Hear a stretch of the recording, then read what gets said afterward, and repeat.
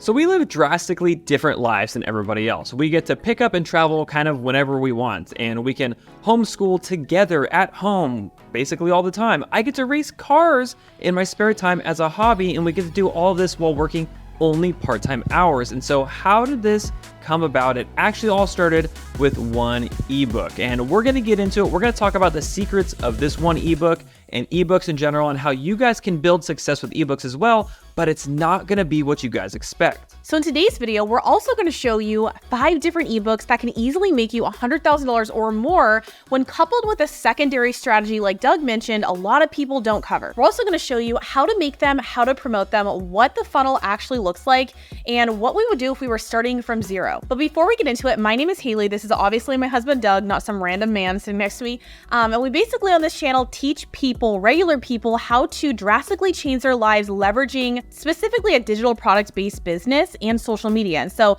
if that interests you, we also have a full hour-long presentation that you guys can take completely for free, where we teach you how we went from 0 to 7 figures in our digital product-based business in under 2 years, homeschooling with multiple different children, the 4th one on the way.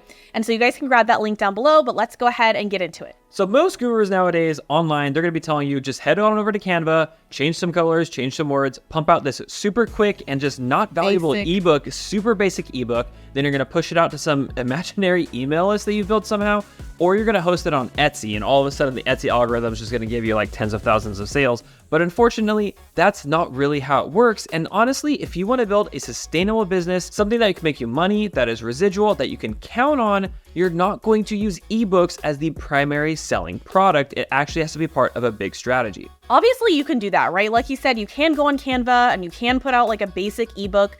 But the problem that we found with that type of business model is that it's like more of a side hustly thing. You might make some money. Honestly, I don't think you can make thousands of dollars with that strategy unless you really hustle. Yep.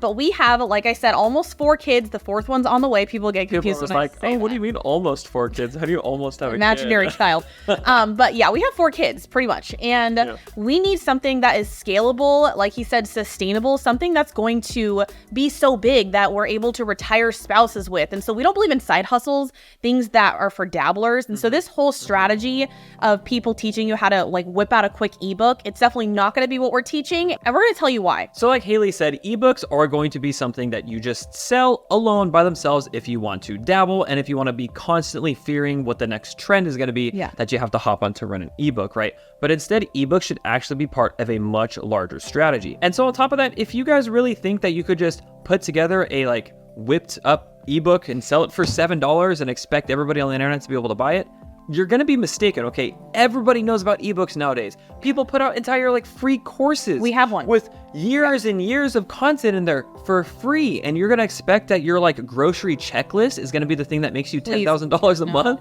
Like, let's not talk about that, okay? There's really 2 big points to running an ebook, which is generally something that's free. Sometimes you can charge for it, but generally we like to use them as a freebie, okay? The first thing is that you're going to get someone's email, okay? Yes, an ebook is actually how you build an email list. You don't just have a magical email list. You actually use that thing to collect people's emails so you can market to them later. And the second reason why you want to be able to have an ebook is because you can use it as part of a funnel, which we're going to get into all the steps of how this funnel works. And so for those of you guys that are confused, like, why do I need a funnel, or what even is a funnel? People tend to overcomplicate it and they think funnels are these big, huge strategies, when really a funnel is just a series of pages or a series of steps that somebody takes. And so just think of an ebook as like the first step. Okay, after somebody gets your ebook, you get their email and you can send them something else, or you can send them to a $7 class, or you can send them to a course or another offer. You can do things like upsells, which is where you sell them something right after they sign up for the ebook, or you could do bump sells, or there's just so many different ways and so many different steps that people can take in this funnel that basically it's just a series of pages that people go through so that they can be marketed your course or your coaching program or whatever it is that's more than $7. Doug and I also have a really strong opinion on the old way of online courses, digital products, and ebooks and checklists. versus like the new way in 2023 and beyond. And that is there's just more competition. Okay. There's obviously, we all know, and it's the one thing that stops people from actually doing this because they think there's so many other people in my niche creating ebook or course or digital product on XYZ. But that shouldn't stop you. But you do need to be aware that if there is 101,000 different meal planning checklists for moms for free, what makes you think you can sell one for $7 or $10? Now, like he said, you can do that if you have a large audience, but that's not something that's going to free your spouse from their job they hate or bring in 6 figures. If it's something that Canva already has a template for, you probably can't make 6 figures selling it because it's not going to be unique enough or provide enough value if people could just click a button and it's made. And we've also seen this in our own business with our first product, YouTubepreneur. This is like an online course where we teach people how to basically become YouTubers, how to go viral. I have another YouTube channel we did for 7 years. We were like full-time influencers for those of you guys who have no clue. And we led with like a basic checklist. This was like 4 years ago when you could get away with this a little bit more.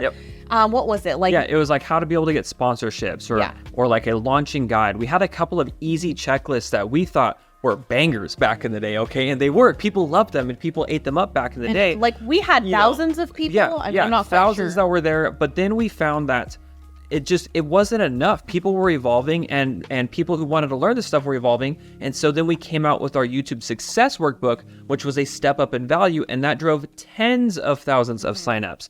And that's where the light bulb kind of clicked, or really it clicked for Haley, in understanding that like, hey, Doug, we need to provide tons of value. This cannot be something basic. I also noticed, I mean, come on, there are like podcasts, especially nowadays in this year, Mr. Beast. It's even worse now. Yeah, there's like 90-minute podcasts with Mr. Beast telling you exactly how to rank on YouTube. And it's not going to cut it with your checklist, you know? And so you can create an ebook, but in my opinion, if you want to really stand out, I don't care if it's on Etsy and you're trying to sell it on Etsy, I wouldn't recommend that. We have whole videos on why that strategy is not something that is like scalable long-term as like a full-time business. Even if you're doing that, or if you're trying to sell it on whatever those websites are. Gumroad and all these other ones. We don't like those. But if you are, you should go the extra mile. You should really embed like video trainings as much as you possibly can, because you're going to stand out and you really want to increase the lifetime value, in our opinion, for a scalable business of every single customer. So you don't have to be like a marketing machine all the time. So that's what we'd recommend. You also don't want the ebook to be the end of what it is that you're offering. Like if the end game is your ebook, that's the end game of your freedom right there. That's why it's a side hustle. You're not going to live a different life if your end game product is an ebook, okay? What you need to do is you need to link this ebook as a part of a bigger strategy to other products, okay? Upsell to a course. That's always a way that you can go. We used to also use our ebooks to be able to upsell people to get into our Facebook groups or to be able to get in our private communities in which we can sell them there too. And we can also obviously offer additional advice, but really ebooks are marketing tools to bring you to much bigger offers, okay? And so you need to keep that in mind, that in order to get somebody to want to pay you lots of money, they need to be impressed by that free thing first. If they're not impressed by that, they're not going to wonder, what do I get if I pay? Okay, they're just going to be disappointed and throw your grocery checklist in the honestly, trash. What's going to happen is they're just not, they're going to open it like twice. I know I bought like ebooks before, and I like mean to use the meal planning checklist. I hate to use that example. And I maybe do once, and then I lose it in my email for life, you know? So we've kind of dabbled on the different ways to like directly sell with an ebook, but let me give more specific examples. Okay, one way is with a direct upsell that happens directly after someone signs up for an ebook. So as you guys probably know, if you're getting a freebie ebook, you have to give your name and your email. Sign up, give your name and your email. Congratulations, there's an ebook in your inbox. But really what you should do is that right after they sign up, bam, you should hit them with an upsell to do something else, because they're already in a good mood. They already gave you your email. They're already buying, quote unquote, something that's there. And so you should be selling something directly after with what's called an upsell. I think for me, when I first started getting into this business, I didn't even know that I was being upsold something. I didn't know what that term was until probably a couple years ago, until you like start getting on people's email lists and you're like, whoa, I can't find the X button. When you can't find the X button for the upsell, you get annoyed. Maybe you think that's a bad strategy. It's not. Because a percentage of the people that are getting your freebie or even paying for your cheap ebook, they are going to generate a lot of cash with that said upsell. So the other thing that we need to be able to do with our ebook is we need to market them via email afterwards, okay? So if you're just delivering your ebook in their inbox, or even worse, you're just giving them a link and they never have to confirm their email subscription at all, That's not good, okay? You need to continue marketing. And so one of the biggest ways we make money is actually an email sequence that people get after getting our freebies, okay? Because what you can do in email is you can actually talk to people about your story. You could talk to people about your history. You could talk to people about what you teach and your authority, and then you can eventually sell them and pitch them. And once they're on your list, then you can continue to market to them. So you have to have a follow-up after they get that initial ebook. So now that you understand how an ebook kind of falls into the ecosystem that's here, let's talk about the ebook itself and something that we call our want-need strategy that drives tens of thousands of emails and hundreds of thousands of dollars in revenue for us. So we found that in our own business a long time ago, and also just coaching thousands of students over the past couple of years, the biggest mistake people make when it comes to attracting customers, even if you're selling an ebook or giving one away for free in exchange for an email, is they will lead with the title of their ebook as to what the solution is that they are providing for people versus what the people actually want. And so what the want-need strategy does is we lead with what people want to hear. We lead with what people want the outcome to be, okay? How to lose 700 pounds in 30 seconds, like absurd things that people put on ebooks, but it's like, I want that, and I want that. And whether that has to do with your solution or not is irrelevant because we need to hook them with what they want. So like, for example, we've had like lots of different weight loss coaches, like they're a dime a dozen and they're all very successful. Well, not all of them, a lot of them, and our students are, but they will have an ebook or a freebie and they will put something out like how to lose weight by fixing your mindset. Okay, most people, at least myself, I know it's my mind, right? Because I keep shoving food in my mouth, especially while pregnant. But like most people, they don't want to fix their mindset. They just want to drop 20 pounds as fast as humanly possible. And they want what they want and they don't want your solution, you know? So you have to almost like indoctrinate them into your ego sphere or whatever, which is getting them the downloadable, you know, as fast as humanly possible. And then giving them, like he said, what they need within the product itself. And so instead of saying how to, you know, lose 20 pounds with your mindset, it's how to do it on a keto diet if you're in that niche. And so if I was that demo and if I wanted to do it through keto, I had kids and I have no time, then I would grab that right away because that is literally me and that's the way that I wanted to do it in. And then once I got the ebook, hopefully there's video trainings in there and you go the extra mile and I start to like the person more, I will listen to their mindset strategy and then I will be totally indoctrinated. And that is how you stand apart from the masses. The other component to this, just being like a former, well, current, I guess, YouTuber and someone that knows how to go viral and knows how to get a lot of people on their email list, is you have to make sure that if you have a really broad niche, which is everybody, okay, weight loss, productivity, minimalism, talking about this, but you want to make sure that you're attaching your broad niche that everybody knows about, and it's like the same things that are very redundant and done over and over, to a popping, or what do you want to call it, trending sub-niche. Yes. So for example, if you're in productivity, okay, productivity is pretty broad. There's a lot of ways to be productive, and your way may be different than someone else's, okay? But there's always going to be a popular, like, fad way of doing things within a niche, right? And so right now, or at least for a while, bullet journaling was like the productivity That's old Doug, thing. but okay, yeah. I know. So bullet journaling, way to like date me and stuff that's here. Like take bullet journaling, for example. Everyone at one point was bullet journaling, or everybody at one point was doing those stickers on their journals, okay? Everybody had those like Erin Condren journals and things and planners and stuff. You remember that back in the day? So there's always a wave of something that's happening. And so if you can attach your ebook, if you can attach their want to this wave, it's going to just boost your ability to be discovered because it's a popping thing that's happening. And so with Haley's strategy, that's really a core component, not just to like going viral on YouTube, but anytime you want to be able to get somebody to accept your offer or to be able to give you their email, downloadable or whatever it is, just try to ride whatever you can. And so to kind of take this a step further, like let's say that you are in productivity, okay? You can't just say how to change your life in like 15 days by being more productive. You should attach to maybe even a tool or something else that people use that's popular. So for instance, like Notion was popping, and Monday.com, all these ads come up and all these planning things that are there. You're gonna get another 100 ads. You're gonna get something else that comes through. And so you can use those to be able to hook and wrap people in because they're like, yes, I want this new opportunity. I want to use this new tool. I've been seeing people use Notion all the time. I want this Notion guide that's here. And what's the cool thing is that it doesn't matter if your offer uses Notion or not. Okay, you can use trending things to just bring people in, and once they go through your videos and your introductions and your trainings, you can slap them in the face, and all of a sudden you're like, here's how you actually do it. It has nothing to do with Notion. It has to do with your mind. Like, fix yourself. Or something else. Or something like that. But that's how it works, okay? You can bring people in with what they think they want. They want that notion, they want that new thing, and then you can ease them into the thing that they need, which is like, you gotta fix yourself. Like, that's really the answer, or something like that, right? But that's the basic strategy, or the basic premise behind the want-need strategy that's here to get people to sign on for your stuff. So now we're gonna give you 5 different examples of ebooks in different industries and different niches that you can use, but you can really use them no matter what industry or niche that you're in. And here's why.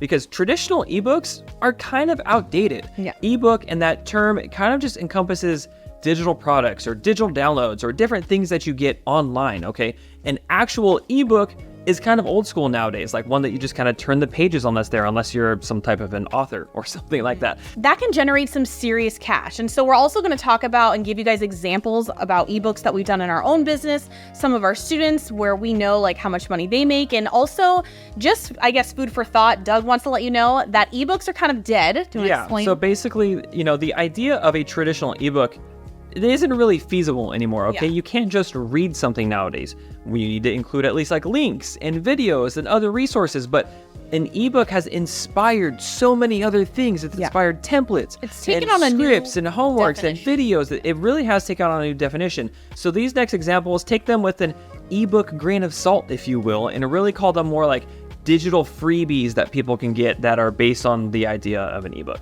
I also think it really depends on your niche. Okay, some niches you are good to go with like literally giving an ebook. If you're like an author, we have some author friends. They give books Publishers out and stuff like that. Yeah, but if you're like in fitness, nobody wants to read about your fitness plan. I'm like 99% sure, right? They want to see it. They want to get a challenge. They want to be inspired and take action, right?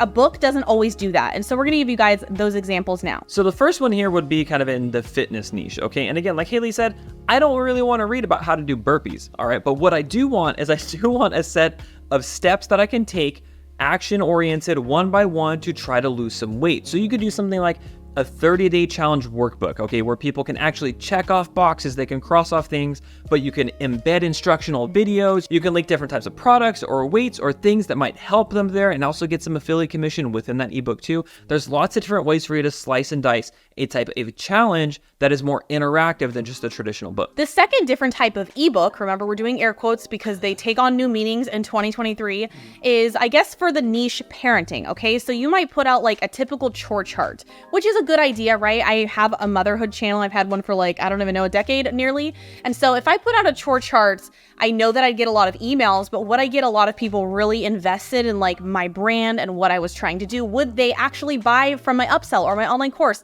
Probably not if it was a basic chore chart. I mean, the conversion rate would be low. And so what I would do if I was trying to do that whole strategy and trying to sell people on my parenting course or something more higher ticket, which is smart, right? So I would create a chore chart downloadable, lead with something way more enticing, how to get your kids to actually do all the laundry, I don't know, for like the whole family as toddlers. But for example, I'm not going to say, hey, go grab my free chore chart when they could make one themselves on Microsoft Word or like, I don't know, in their iPhone notes. So you might want to call this chore chart an actual like implementation strategy, okay? And the implementation strategy isn't going to be called the kids implementation strategy. That's going to scare people away and they're not going to want anything like that. Okay, so it does sound kind of scary. It sounds like the implementation strategy.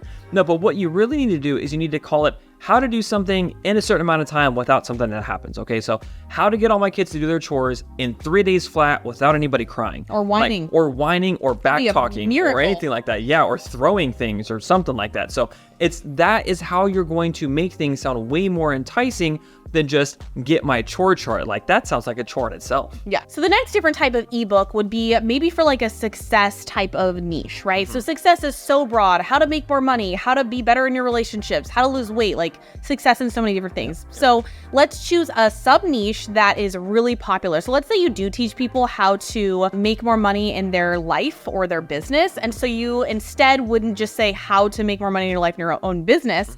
You would maybe attach yourself, if you're okay with it, you have to be ethically okay, obviously, to a popular sub niche, which might be, it's cliche, but manifestation, visualization, how to create a vision board.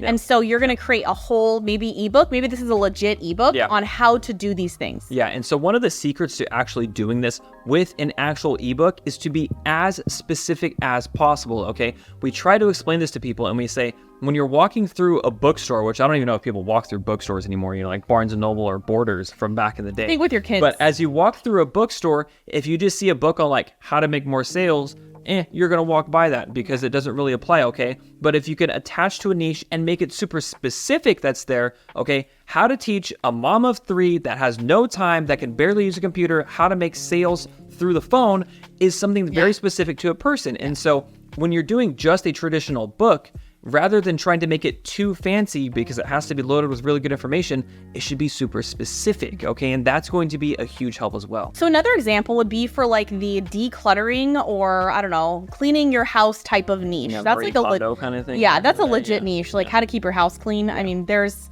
lots of cleaning channels nowadays that go massively viral. I know I've dabbled in that as like a motherhood channel years ago. So what I actually see that is very common to get people on their email list for this specific niche of how to keep your life organized in your home is checklists, like we said, and we're just harping on them over and over. And so that's fine if you have a huge audience, but again, the conversion rate will be very low because it's kind of bland, vanilla, and stale. And so what I would do in that niche, an example, is like a home management binder. So this is something that I created for myself. Couldn't find really anything like it online, but they have tabs. There's like, it's so like mommy, like honestly, barf. Doug like would never do this.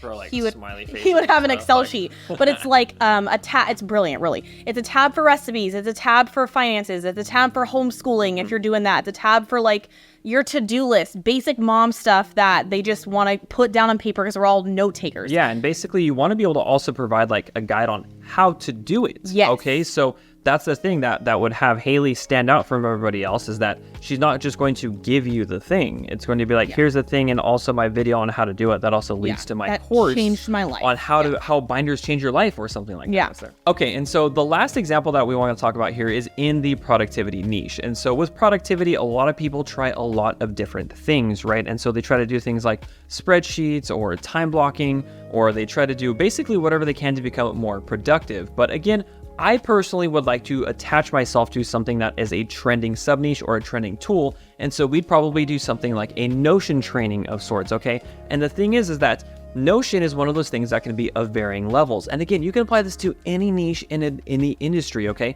An ebook doesn't have to just be a one-stop basic thing. It can be something that's much more advanced, and it can actually be a tool that people can use over and over and over again, because that's another way to get value is overuse. Okay, so what I'd probably do is I'd create some type of a Notion planner or Notion template that can be used for a repeatable task. Something like editing YouTube videos or planning YouTube videos even, or scripting things where you can be really advanced with the stuff that you click on and it opens up and it does all these extra things. Something like that aids value in not just teaching someone, but it helps them to save time and to save money. And there's actually a tangible saving that's there within the ebook. And if they think, man, I saved all this time and money for free from Haley and Doug, I wonder what I can get if I pay with them. The other thing we really like about creating a really valuable downloadable, like an ebook or an opt-in, whatever you're calling it, is that the goal is you have to make it so valuable that the person keeps coming back to the freebie, okay? So for instance, I bought a Notion template last year from somebody online, and I use it every single day. And every time I open it, I think of that person because I see their notes. Creepy. It's weird, but I see their notes. I see how they structure it. Maybe not every time, but it's something that is constantly like I'm aware of. It's time to go back to Haley's guide. Oh, gotta go open up Haley's guide. Oh, look, I'm using Haley's guide again, and that's subconsciously. The goal. Yeah, and that is the goal, because you really want to make sure that it's something that sticks with people so that you have your conversion rates skyrocket so that they want to basically pay you their money for the next best thing. Okay, guys, so to wrap it up here, we've actually talked about a lot of different stuff, right? We've talked about different examples. We've talked about different ways that you could actually use the ebook. We've talked about what not to do with the ebook that's here. So hopefully with all this, you're able to take it, you're able to run with it, and you can actually execute, get something out there, and start implementing with your business. So that's pretty much it for this video. If you guys like this video and if you want more content on how to basically think higher level, how to build a scalable and sustainable online business based off of digital products, subscribe. Also, don't forget about our free training. It's an hour long. Doug and I sit there and basically pick through our 7-figure digital product business on a really granular level. And so that is down below. And yeah, we'll see you in our next one. Bye, guys.